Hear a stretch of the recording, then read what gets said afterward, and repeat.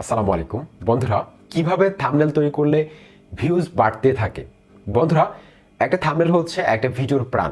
আপনি অনেক অনেক কষ্ট করে একটা ভিডিও তৈরি করেছেন, ডিএসএলআর দিয়ে শ্যুট করেছেন, বা ভালো একটা ক্যামেরা দিয়ে শ্যুট করেছেন, ভালো মাইক্রোফোন দিয়ে ভিডিওটি শ্যুট করেছেন, বা ভালো লোকেশনে ভালো ব্যাকগ্রাউন্ডে শ্যুট করেছেন, কিন্তু আপনার থাম্বনেলটা যদি আকর্ষণীয় না হয় সেক্ষেত্রে কিন্তু ক্লিক করবে না।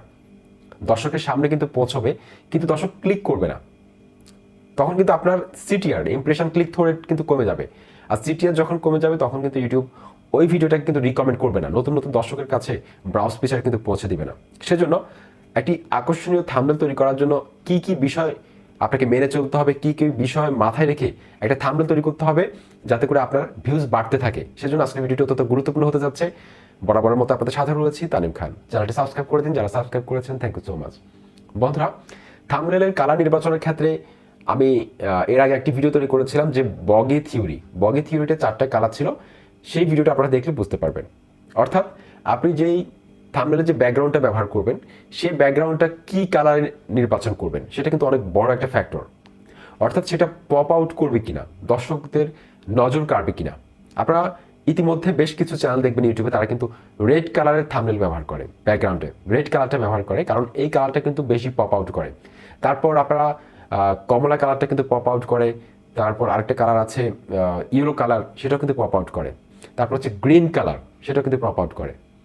অর্থাৎ চোখের মধ্যে আকর্ষণ করে এরকম একটা কালার নির্বাচন করতে হবে থাম্বনেল সেট করার ক্ষেত্রে। সেক্ষেত্রে কিন্তু দর্শকরা ক্লিক করার সম্ভাবনা থাকবে। অর্থাৎ আমাদের মূল উদ্দেশ্য হচ্ছে দর্শকদেরকে ক্লিক করাতে বাধ্য করা। আমাদের সিটিআর বাড়াতে হবে। সিটিআর যখন বাড়বে তখন কিন্তু নতুন নতুন অডিয়েন্সের কাছে কিন্তু আমাদের ভিডিওটা পৌঁছতে থাকবে। তাহলে প্রথম জিনিসটা আমাদের গেল, আমাদেরকে থাম্বনেলের ব্যাকগ্রাউন্ডে একটা কালার নির্বাচন করতে হবে। এখন এই ব্যাকগ্রাউন্ডের যে কালারটা আমি দিয়েছি, যেমন ধরুন আমি ব্যাকগ্রাউন্ডের কালারটা দিয়েছি ব্ল্যাক কালার, কালো। আমি আমার থাম্বনেলগুলো দিয়ে আপনাদেরকে বোঝাচ্ছি। এখন কালোর সাথে কি কালারের ফন্ট যাবে, ফন্টের কালারটা এখন নির্বাচন করতে হবে। দ্বিতীয়ত হচ্ছে ফন্টের কালারটা নির্বাচন করতে হবে। ফন্টের কালারটা নির্বাচনের ক্ষেত্রে আমাকে ব্যাকগ্রাউন্ডের কালারের অপোজিট একটা কালার ব্যবহার করতে হবে। যেমন ধরুন কালোর সাথে কি কি কালার ফুটে ওঠে, যেমন কালোর সাথে সাদা ফুটে, তারপর হচ্ছে যে ফ্লোরেন্স গ্রিন যেটা টিয়া কালার সেটা ফুটে, তারপর হচ্ছে লাল কালারটা ফুটে। আরও কিছু কালার রয়েছে যেগুলো কালোর সাথে খুব সুন্দরভাবে ফুটে ওঠে। আপনারা আমার থাম্বনেলগুলো দেখলে বুঝতে পারবেন আমি কালোর বিপরীতে কি কি কালার ব্যবহার করি। সেক্ষেত্রে আপনাকে এটা বুঝতে হবে। আমার একটা ভিডিও আছে, ইন ডিটেলস কিন্তু আমি এগুলো নিয়ে আলোচনা করেছি কালার নিয়ে। আপনারা আমার চ্যানেলটা ঘুরে দেখলে বুঝতে পারবেন। থাম্বনেলের কালার নিয়ে আমি বগি থিওরিটা নিয়ে আলোচনা করেছিলাম।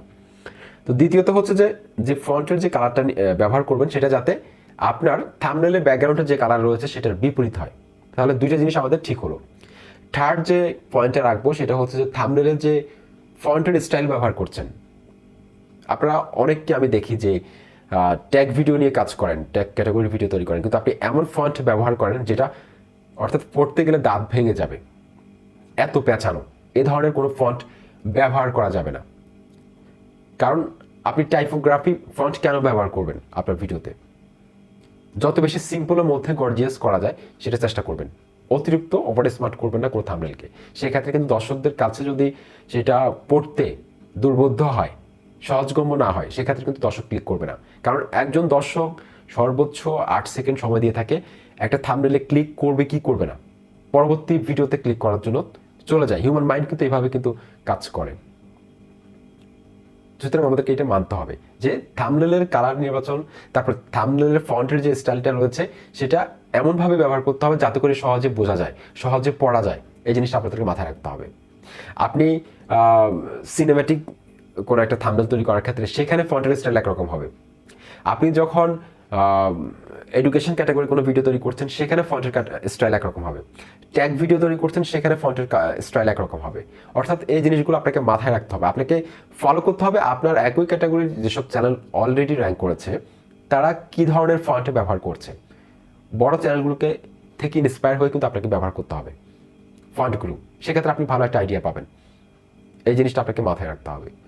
আর থাম্বনেল তৈরি করার ক্ষেত্রে আপনাকে থাম্বনেলের এক পাশে আপনি নিজের ছবিটা রাখতে পারেন, এক পাশে টেক্সট রাখতে পারেন, যেমন আমি যেটা করি। আর চেষ্টা করবেন যদি সম্ভব হয় মুখের মধ্যে হাসি রাখার জন্য, তাহলে কিন্তু সেসব থাম্বনেলে কিন্তু ক্লিক বেশি পড়ে। মন মরা থাকবেন না, একটু হাসি রাখার চেষ্টা করবেন, তাহলে দেখবেন যে আপনার থাম্বনেলের মধ্যে ক্লিক পড়বে। একটু হাসি মুখে আপনার ছবিটা তোলার চেষ্টা করবেন।